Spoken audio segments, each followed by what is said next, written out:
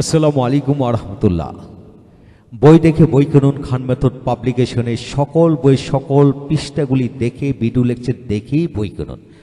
হ্যাঁ ভাই, যারা Khan method SSC English final preparation second পেপারে এই বইটি নিতে চান তাদেরকে বিশেষভাবে অনুরোধ করব, বইটি প্রথম থেকে শেষ পর্যন্ত কিভাবে লেখা হলো, কোন গুণগুলি কমন, কিভাবে পড়াবেন সে সকল বিষয়গুলি দেখে জেনে শুনে বইটি নেওয়ার জন্য বিশেষভাবে অনুরোধ করল। তাই আসুন বইটি কীভাবে সাজানো হলো এবং কি কি আছে তা দেখে নেই। ইংরেজি দ্বিতীয় পড়তে সকল গ্রামার, ফিলিং দ্য গ্যাপস সকল কিছুই বাংলা মিনিং সহকারে ভেঙে ভেঙে লেখা হয়েছে। এটির সাথে গ্রামারের সুপার টিপস দেওয়া হয়েছে যাতে অতি সহজে সব কিছু মনে রাখা যায়। আর এইভাবে পড়লে রিটিন, স্পোকেন অ্যান্ড গ্রামার একসাথে শেখা হয়ে যাবে। এখন আসেন 1 থেকে 9 পর্যন্ত এই বছরের সিলেবাস কোনটা কতগুলি দেওয়া হলো এখানে কিন্তু দেওয়া হয়েছে। যেমন 1 নম্বরের জন্য 71টি দেওয়া হলো, 2 নম্বরের জন্য 69টি, 3 নম্বর 59টি, 4 নম্বর চেঞ্জিং সেন্টেন্স 550টি, ট্যাগ কোশ্চেন 330টি, প্রিফিক্স সাফিক্সের জন্য 63টি, প্রেপোজিশন 57টি, কানেক্টরস 62টি, পাংচুয়েশন 77টি। এইগুলো যদি বাংলা অর্থসাগর দেওয়া হলে এগুলো যদি আপনি আপনার সন্তানকে ভেঙে ভেঙে বুঝিয়ে পড়ান, ইনশাল্লাহ এদের মধ্যে থেকে কমন পড়বে। বিগত বছরও কমন পড়েছে ইনশাল্লাহ। 2012 সাল থেকে আমি সাজেশনগুলো তৈরি করতেছি, একটানা কমন পড়ে ইনশাল্লাহ এই বছরও কমন পড়বে। বিশ্বাস রাখুন, দোয়া করুন। তারপরে সে প্যারাগ্রাফ 21টি দেওয়া হলো, তারপর রাইটিং এখানে 30টি দেওয়া হলো, তারপর শর্ট কম্পোজিশন 15টি দেওয়া হলো। এখন আসছেন কীভাবে সাজানো হলো সেটা লক্ষ্য। প্রথমে প্যারাগ্রাফের সাজেশনগুলো দেওয়া হলো, এখানে টোটাল 24টি দেওয়া হলো, তবে এখানে 2টা খণ্ড করা হলো। প্রথম খণ্ড থেকে ইনশাল্লাহ 1 থেকে 12 এদের মধ্যে থেকে বাংলাদেশের 9টি বোর্ডেই কমন পড়বে, বিশ্বাস রাখুন। এরপরে অতিরিক্ত আপনি পড়াবেন। তারপর আসেন ইমেল বা লেটার বা অ্যাপ্লিকেশন, এখানে অনেকগুলি দেওয়া হলো, এখান থেকে বাছাই করে প্রথমগুলি বেশি পড়ানোর জন্য বিশেষভাবে অনুরোধ হলো। এদের উত্তরগুলো এই বইতে পিছনে দেওয়া হলো। তারপর ইমেলের কিছু এক্সাম্পল অর্ড দেওয়া হলো, যদি আসে এখান থেকে প্রথমগুলি পড়ানোর জন্য বিশেষভাবে অনুরোধ হলো। তারপর আসেন শর্ট কম্পোজিশন কোনগুলি পড়াবেন, এখানে 15টি দেওয়া হলো। 15টির ভিতরে আমার ধারণা যে প্রথম 4টি যদি ভালো করে পড়ান এদের মধ্যে থেকে 9টি বোর্ডের মধ্যে উল্লেখযোগ্য কমন পড়বে, বিশ্বাস রাখুন। এছাড়াও এর নিচে আরও এক্সাম্পল নিচে দেওয়া হলে এইগুলা থেকে বাছাই করে পড়াবেন।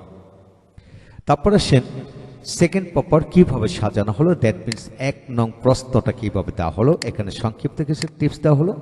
তারপর প্রতিটি প্রশ্নের সাথে বাংলা মিনিং দেওয়া হলো এবং এদের উত্তরগুলি শেষে দেওয়া হলো।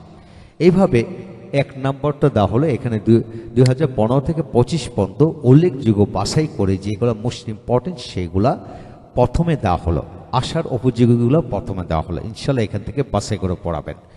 এখন আসেন 1 নম্বরের পরে 2 নম্বর কীভাবে সাজানো হলো সেটা একটু ভালো করে দেখে নিচ্ছি। যা কিছু শিখবেন জেনে শুনে শিখুন, বুঝে শুনে শিখুন, তাহলে সমস্ত জীবন লাইফ চেঞ্জ হয়ে যাবে। এখন আসেন এখানে আনসার পিছনে দেওয়া হলো।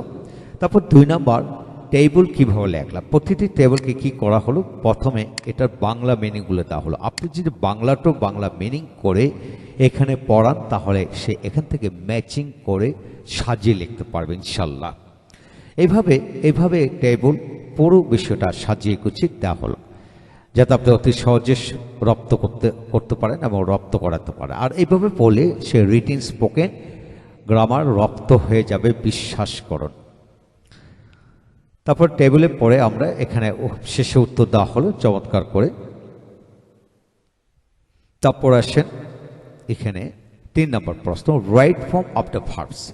এখানে প্রাথমিক কিছু নিয়মকরণ দেওয়া হলে সেই নিয়মের ওপরে ভিত্তি করে right form of the verbs রপ্ত করাতে পারেন। এছাড়া আমি বলবো যে আমি যদি এই প্যাসেজের বাংলা বুঝি তাহলে এমনি উত্তর লিখতে পারবো।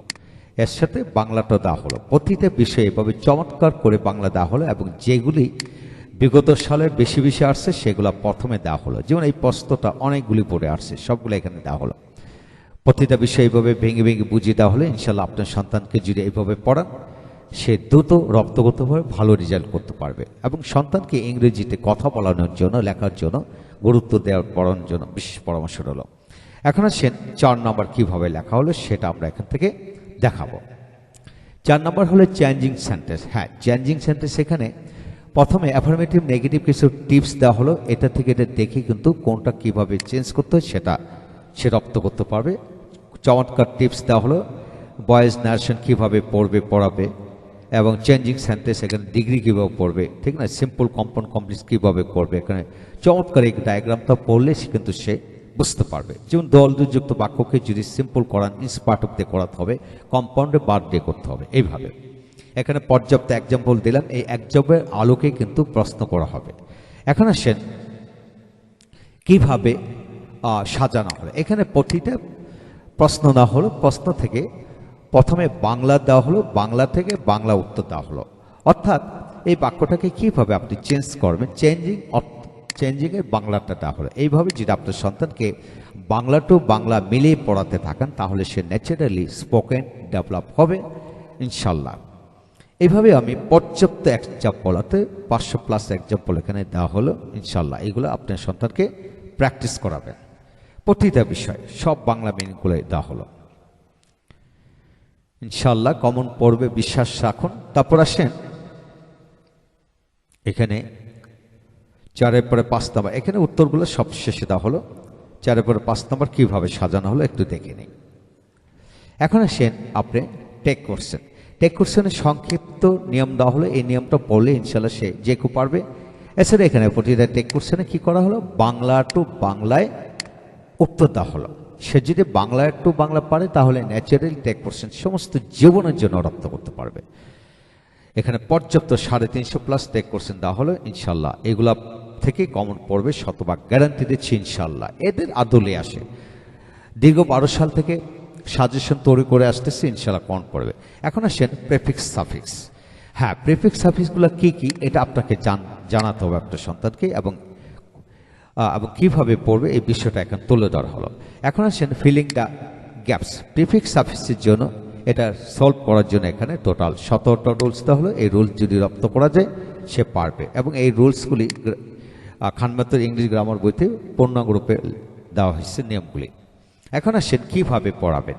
এখানে প্রতিটা বিষয় আবার বাংলা মিনিং করে দেওয়া হলো এবং উত্তরগুলো শেষে।